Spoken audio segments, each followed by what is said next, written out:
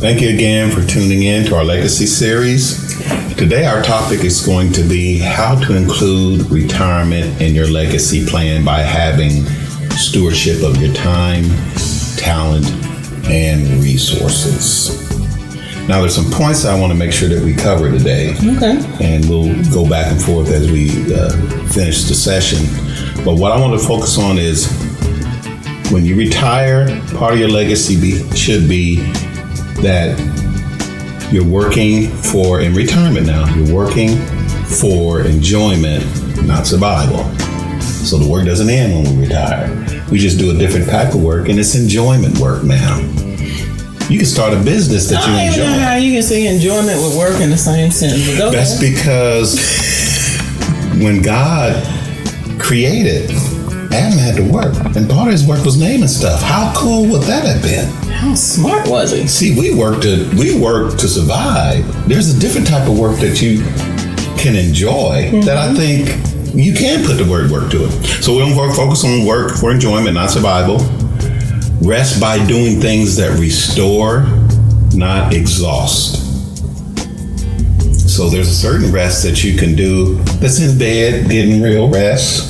And then there's that other rest you do. You need eye comfort to get that real rest. Well, for that level of rest. But then there's the Psalm 91 rest, he that dwelleth in the secret place of the Most High shall abide under the shadow of the Almighty. You could do that sitting in front of a lake. You could do that listening to your favorite music. You could do that vacationing. You can do that even under trial and tribulation. So we got to learn how to rest, to restore, not to exhaust. And then consider that your legacy may not exist in your immediate family in terms of who did you have influence that will continue, not from your vision, but from the vision that's on their life. And it may take a professional or a system to implement your legacy. And that's the one that got me, because I think our life will require a professional or system. In what way?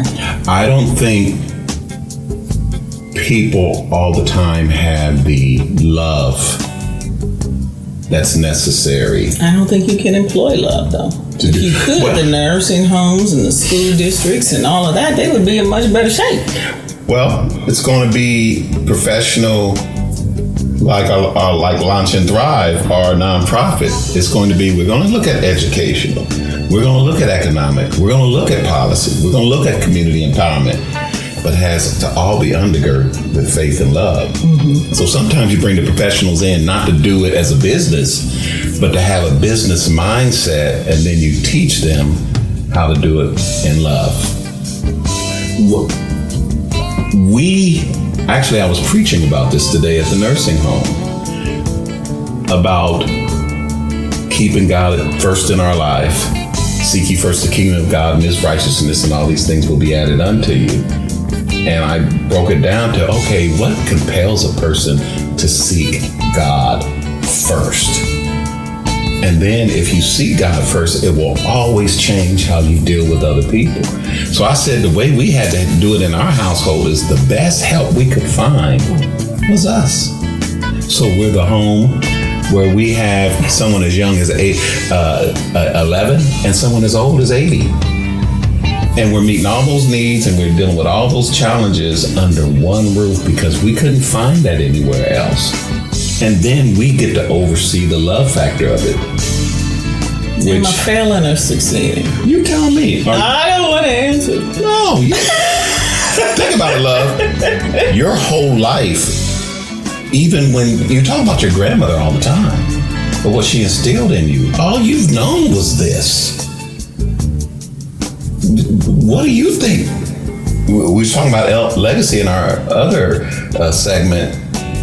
What do you think your efforts has birthed?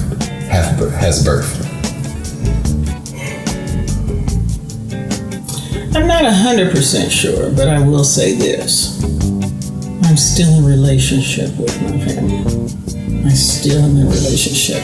That's huge. And you could be out of a relationship and it not be your issue. Mm-hmm. So I'm not saying for those families that find themselves cut off from this beloved or that beloved, that it's all your fault because you didn't do something. No, I'm not saying that at all.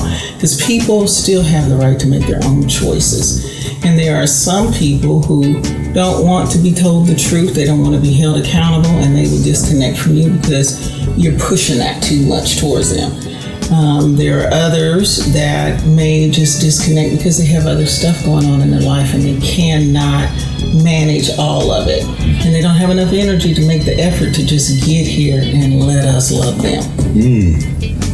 And then there are some that may have changed their mind, you know, when you in the process of raising people, we all be thinking, when this is over, we won't be speaking to each other. I gotta get you to this level. But then time and reality and maturity set in, and you realize that these folks that was trying to help me through wasn't really trying to do anything wrong or bad to me. They were trying to help me be able to do my maximum in my own way, in my own life, when I moved out and was a grown-up. So, but I'm going to go with that I still have relationship. And I still have relationships with folks that I worked with many, many years ago. I had a job once that was doing adoption recruitment in the Black community. I don't know how many years ago that was. How old is James? Over 30 years ago. I still get questions about how do I do this? How do I get this done? I don't even know how they know I know that. It's been that long ago. But they seem to know. Thus and so said I should ask you. You know, okay, well, let me give you what I got. 1, 2, 3. You know, some have asked me questions based on how we got, and I'm saying we because at the time that started, it was me and my parents.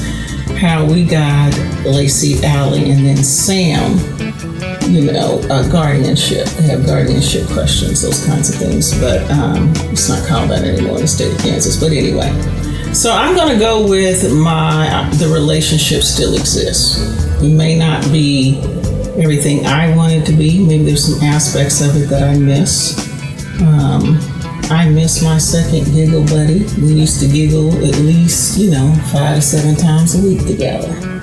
I don't still get to do it, but 5 to 7 times, but I do get to do it. So I'm leaning and resting on that. And then, don't get me with my girlfriends because we got some stuff to talk about and laugh about. So I'm going to go with maintaining the relationships, even when it's been hard.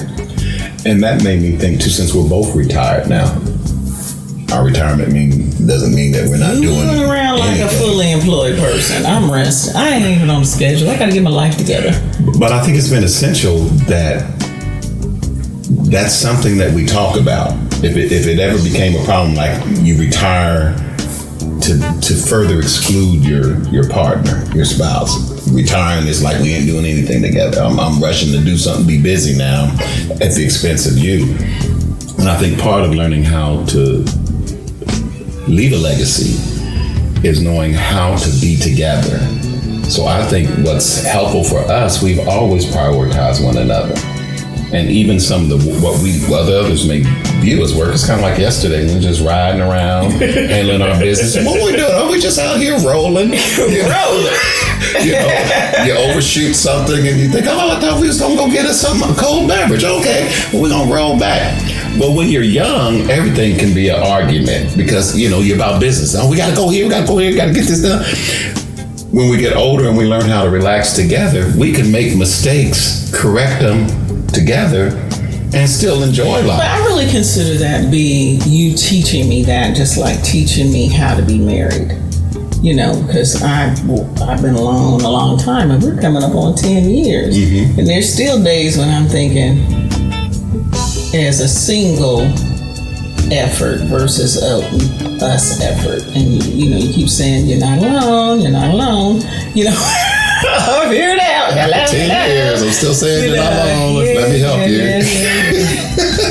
Yeah, you are. And then I'm still saying I don't want to disrupt what you got going. I can get in my own car and go. You're like, no, just hurry up or let me know when you're ready. And so, I'm still learning that. But when you're saying to overshoot, I remember when I first was about to come off the job, and there was a conversation about, would I be trying to manage you? And sometimes I'm just responding because I think I heard a question, and so I'm responding to that question. Mm-hmm. So, for example, if we're in the basement of the hospital and you say, I got to go back this way to get to the elevator, and I say yes, and then I point when we're about to pass the elevator, I'm not trying to manage you and tell you everything to do. I thought it was part of the question. So I'm like, I get a lot of these invitations. And then there's other things when you try to help me, because my thoughts are here, there, and everywhere. You're just asking me a question. You don't need 50 miles or minutes of this. I have an issue with repeating myself 1,000 times. Now I just need something to let me know that you've heard me. Now, one of the ways that you've answered that for me is you'll text me and say, do you need anything from anywhere? And I'll say no. You text back to say okay, because we learned in the early days all our messages didn't go through. I'm in here breathing fire. Sometimes I was breathing fire and had never pressed send. So it's like, I didn't even know. I'm mad at him and you're just a nut, So I appreciate that, that you're helping me to be more relaxed in that, because I have spent a lot of years on a left and a right and a left and a right.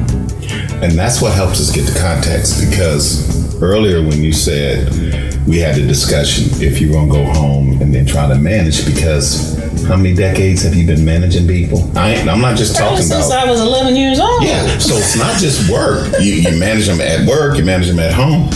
So now you got someone in your life that's like, you don't need to do that. So part of it was like, I understand you don't have a lifestyle. We don't come from systems. And then we get with someone else that's like, okay, I won't have to do that here. We always are going to emulate where we came from, even if we didn't like it. And part of not doing that is to be able to know you don't need to do it. And even then, it's a learning process. And the fact that I include you, you include me, and we do that together is a whole lot different than constantly chastening one another because, well, why didn't you hear me? Well, you should have heard me the first time. Well, I'm not promising I don't have those moments. Yeah, well, but that's cool when you're 20, 30. But when you're 50, you don't want to be having... I'm 60! But you don't want to continue in that. I'm trying to get that. You want to be able to have a conversation where the other person can say, you're helping with me with this. Like the other day when I asked you, Toy, is there an area of my life that you see I can use some help with? And then you had mentioned some things to me which brought me back to the whole thing about meeting people where they're at. And I said, Toy, you're so much better at that because I've seen you just sit with people that other people don't even want to be bothered with. And you could sit with them and have conversation and they gain something from it. And what I learned from that is there's a natural presence that you could have with people if you don't come off condemning. Mm-hmm. And then next thing you know, it's like, oh, you're their best friend. You think I didn't do nothing but talk to you. But then some people, once they engage you, then they want to critique you. Oh, no, you didn't do that. Or I told you this 10 times. When you going to get? Well, some people don't get it the 20th time. And I think to have spiritual fruit and emotional development that can help people do that, it helps them grow old together. It helps us connect together. So our legacy also mirrors that we love one another. I do love you. I love you too. No, really. I do. Okay. And it's important. Even I always tell folks, well, Toy don't treat me the way she treats you. So they say, how do you deal with her? I don't get all that heat. You get that heat. You're going to have to figure it out. But anyway, in closing, I enjoy that we are retiring. We're in our latter years together. In my own home growing up as a child, I didn't get to see that with my parents. You know, they had a different work ethic and some of that stuff didn't allow them to get to an older age where they just shared. Mm-hmm. And to experience that and then to have other people have a visual of it is so important. So even if they don't embrace some of the things we talk about, they can embrace our love, and that'll be a great ingredient for them to take to the next place. And especially for couples and people, if you're married and you got that life partner that you want to grow old with, but you also want to like them. You want to love them. So we thank you for viewing today. God bless you and keep you. We'll look forward to seeing you next time.